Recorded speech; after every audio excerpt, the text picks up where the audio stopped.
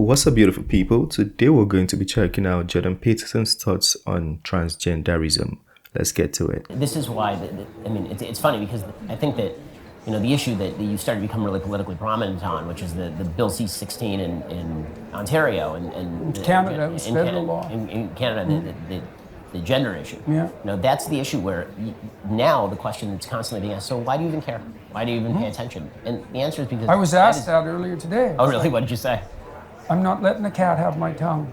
Yeah. It's like it has nothing to do with gender as far as I'm concerned, or that's peripheral in some sense. So the accusation, why do you care? Fair enough. It's like, in some way people can go to hell in a handbasket if they're inclined to. Mm-hmm. Now, I would rather have that not happen, but people are, what would you say, doomed to their own autonomy. But I'm not saying words that other people want me to say. And the idea of compelled speech, it's like, the bill was this much about gender. Right. And it was this much about, right. Oh yeah, the government's going to tell me what to say, hey. But now they're regulating what therapists can say, therapy sessions. This is interesting because to me, the problem with a lot of this is less a free speech issue, even though I'm on the same page with you. Mm-hmm. And to me, it really is a fundamental truth issue. Meaning that, yeah, you're trying to force me to say something I don't want to say. Mm-hmm. But to me, the fact that what you're trying to force me to say is so innately opposed to the good is the problem. Like you could try. I would have objections to you forcing me to say that I like a particular movie, right? Mm-hmm. It may not be true. I don't like the particular movie. It would be bad if you tried to force me to say that. But the level of passion that I have for issues like this one really go to the fact that I think the fundamental good of humanity relies on basic acknowledgments of biological truth, especially when it comes to gender. Mm-hmm. And anybody who's ever dealt with children, I find myself getting, if I look at my own political evolution, I would say that when I grew up in a religious home, so that means that pretty conservative. And then you go to college and you're living by yourself and you're not married, you don't have kids. You tend to become a little bit more libertarian, which is like, okay, let everybody do whatever they're going to do and it's not going to bother me. And then you have kids and you realize that there's a pool in which we are all swimming. And that pool is going to define... Virginia. Exactly. Like my kid, it's going to determine how my kid lives. And I want my community to reflect some of my values because I don't want my kid to live in the toxic sludge that you are creating for my kid. I don't want indoctrinating my kids in bullshit about whether yes, exactly. a boy can be a girl, or a girl people can be a will say, well, I'll exceed, but not for my children. Yeah. And that's what Virginia demonstrated. It's like, you can come after me, but you come after my kids, and that's a whole different story. It's so fundamentally opposed to everything true, and the fact that just to emphasize something, remember the Kevin Hart problem he had with the Oscar, where they said he couldn't host the Oscar because he made some statements about he wouldn't allow his kids to be gay. So with their points, are they saying that Kevin Hart was right for saying that? Let me know what you think, and if you took a stand with Kevin Hart on that, feel free to share your thoughts as well. So far, I think Kevin Hart had apologized, but some people said he shouldn't have, that he should have stood his ground, that he said the right thing. So let me know what your thoughts are. And recently we saw Nelly do the same thing. Nelly said if his son wears pink, that he's just a boy wearing pink. And his PR came out to apologize for him. Nelly came back to say, sorry, not Nelly, Neo. He came back to say, I did not say that. I stand by my ground. And if the world doesn't need Neo anymore, maybe it's about time I do something else. Just paraphrasing, but he said something in that light. So let me know what you think about all those things. And that's the insistence. The insistence isn't that people be treated humanely or be treated decently. The insistence is that your vision of yourself be reflected by me in defiance of baseline reality and in order to redefine how society as a whole works. Well, a lot of it's murky thinking. If someone asked me, do I believe that there are gender fluid people? I would say yes. And I would say, a young man who's gender fluid, I know what he's like temperamentally. He's high in agreeableness. He's high in neuroticism. So he has a feminine temperament. He's more interested in people than things. And he's extremely high in openness. And so his temperament is fluid. He's creative, and so he's one thing one day and one thing the next. And his fundamental temperament is tilted towards the feminine. But that doesn't mean he's not a man. Right, exactly. So so it's murky thinking. So that's exactly right. It's certainly the case that 1 out of 10 women, now it depends on where you put the cutoff, say, but you could say with reasonable certainty that 1 in 10 women has a masculine temperament and 1 in 10 men has a feminine temperament. And so that's a lot of people. And those people, especially if they're also creative, Well, they're kind of at a loss in relationship to what to do with their identity, because they're pulled. First of all, they have a hard time catalyzing their identity. Creative people have a hard time catalyzing it. It's like the definition of creativity. They're protean.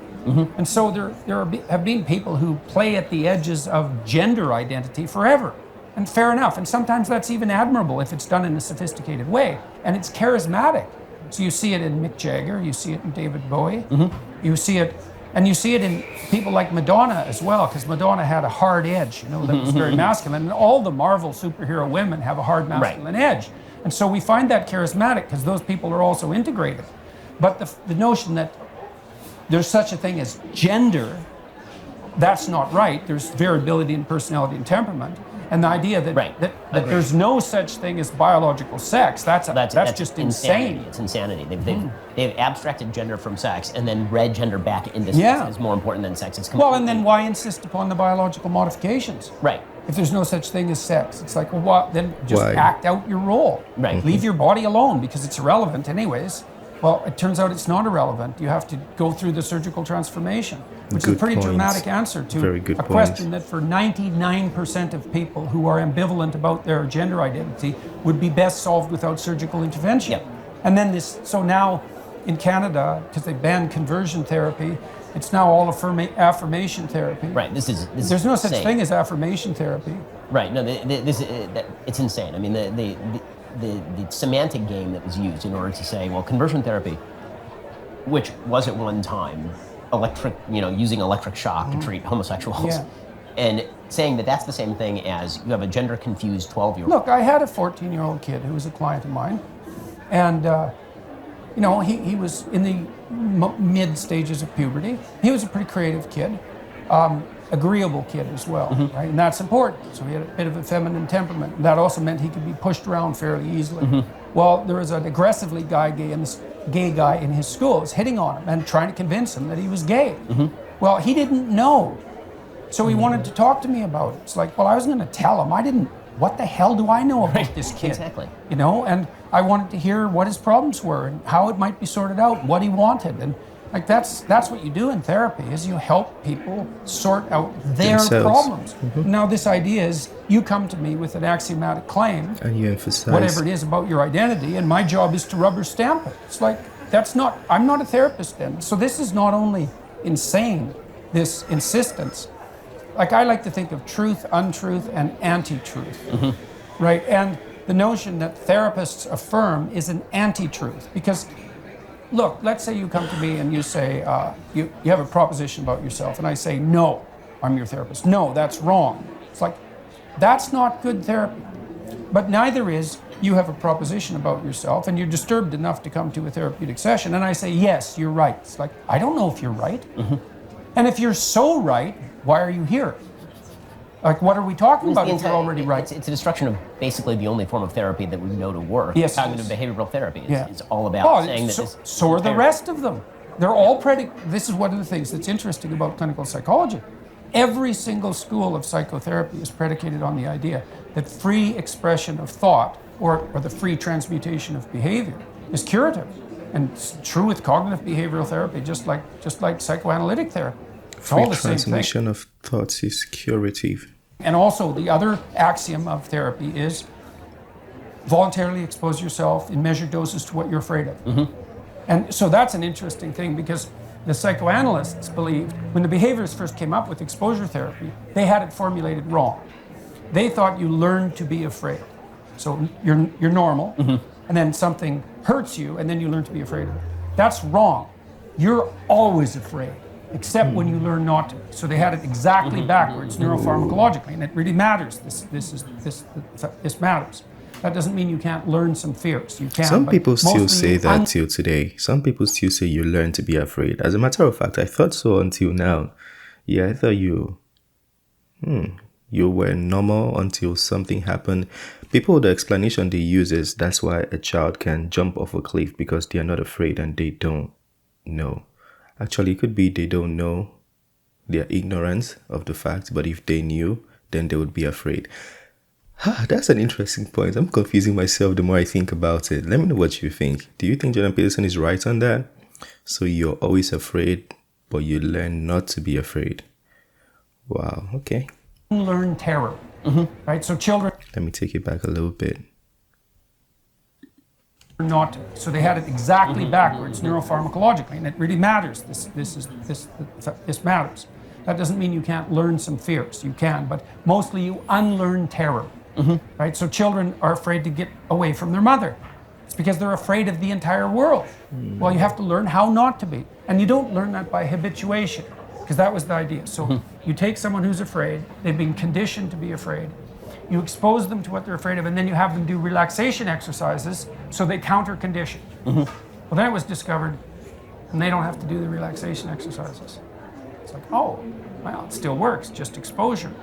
It's like, well, they get less afraid when you expose them because their fear habituates. Like, so then the psychoanalyst said, well, if they get less afraid of that particular thing, the symptoms are just going to substitute, because that fear of an elevator, say, was reflective of a deeper fear of death. Had a client I exposed to an elevator, the doors open, she said, that's a tube. It's like, and her fantasy about the elevator was, it was a place she was going to die in of a heart attack. Well, people were discomforted and, what would you say, made contemptuous of her foolishness while she was suffering and dying. So social alienation and death, that was the elevator for her. So we expose her to the elevator. What does she learn? Not to be afraid of the elevator. No. She learns she can tolerate those fears. She learns to be brave. And so the psychoanalysts were they were diametrically wrong, because if you expose someone to anything they're afraid of, effectively they get less afraid of everything, right? And so that's partly why psychotherapy is curative in that manner, is that people discover that they're bigger than their fears. They don't discover that the fears are trivial. I think that the cult of authenticity is going to be the destruction of all psychotherapy, and then, because if the cult of authenticity is that your true authentic feelings are what makes you you, then the attempt to make you brave in spite of your fears is a suppression of your fears. It's almost like a Freudian analysis of you're suppressing your sexual desire, and this is not full authenticity. Yeah, right. Why isn't the fear you? Right, exactly. The authentic you. Exactly, and I think that that's kind of where we're going. It seems like yeah. Well, so this movement towards unity that we were talking about, this is a place, I think, where like informed liberals and conservatives could meet. It's like, well, there is this authenticity, let's say, in Drive for Adventure, and you see that elevated to the highest place in some sense in the more careless Disney movies. But the full manifestation of that in an integrated sense is the drive towards authenticity inside this higher order unity. It has to be, because otherwise it's disuniting. It causes fragmentation and chaos. And so it has to be subordinate to a higher order end. And then you might say, well, what is that? Part of that's the reciprocal altruism that the evolutionary biologists are always on about. It's like, some for you, some for me, some for you, some for me, in measure, right? And that makes both of us richer. And so that's part of the higher order unity, and people are intensely reciprocally altruistic. That's great. It's good. Actually, if I can get a re-up on something, that would be awesome. Yeah. Thank you. Okay. And so it's authenticity in the service of what? Now, when Pinocchio becomes real, he's already rescued his father, right? So he's established an accord with the tradition that gave birth to him already. He's revitalized that. So when he wakes up, he's not free. He doesn't have any strings on him anymore, but he's already existing in a harmonious relationship with his father, which is a big deal. And one of the lovely things about what happens to me as a consequence of my lectures is that lots of fathers and sons come up to me and say, we've really worked out our relationship. It's like, and they're both like, you've never seen smiles like that. It's really something to be stopped on the street and to be told that, to see people so joyful about that, because it's their heart desire, you know. And that's that integration of that drive to autonomy with the family, with the father, with the mother, with the broader community. All that has to be in a higher order unity. Yeah, exactly. And I think that's the conservative insistence, right? Exactly. Is that there are the wall, as you said before, the walls have to exist. You can have autonomy, but the autonomy has to exist within the walls. And then once you let the autonomy or the rationalism destroy all the walls, well, there's no autonomy without the walls. There's just chaos. Actually, that was a very good discussion. Oh my goodness. I could listen to that for like the next hour and I wouldn't be bored. That was very good. Yeah, Jordan Peterson, very well informed. Ben Shapiro, very, very well informed. It's a discussion that I would like to participate in or even talk to any of them. That was very, very good. So Jordan Peterson started with transgenderism, went to fear, went to a little bit of some deeper concepts that I think I'm going to rewatch, so I don't get it the wrong way. I need to like understand it more and more. But from that video, you can tell Jordan Peterson is not against people or against transgender, the way people like to term it. I feel like what he speaks up against is the imposition of wrong concepts, and also the imposition to kind of like remove free speech, something like that. Yeah. So he's trying to make people understand that we accept you, but this is not the problem. There is another problem that we can also assist in fixing. I feel like that's basically his point when it comes to transgenderism and when it comes to people working against free speech. Remember when he said just a little bit about the transgenderism and very big about free speech. So I think his problem is that wide margin or the bill they've put on to remove free speech. So that's what he's trying to fight against. And he's currently in court right now. And I think for some things he said about the government and a few other things, or mostly about the government. So they asked him to go do social media training that they said is not disciplinary, but he cannot practice unless he does that. So I don't understand. If it's not disciplinary, then why can't he practice unless he does that? Anyways, I'm deviating. Let me know what you think about that. That was a very, very good one. And then what we're talking about in fear, kind of like, they confused me a little bit there. Yeah, I need to watch that again so I can get that. Feel free to share your thoughts. If there's anything that caught your attention and you want to explain more, feel free to do so in the comment section. I really liked that video. I loved it. I don't know why I haven't seen it before, but I'll rewatch it. It's the end of this one. Smash the like button, subscribe, and I'll see you on the next one. Peace.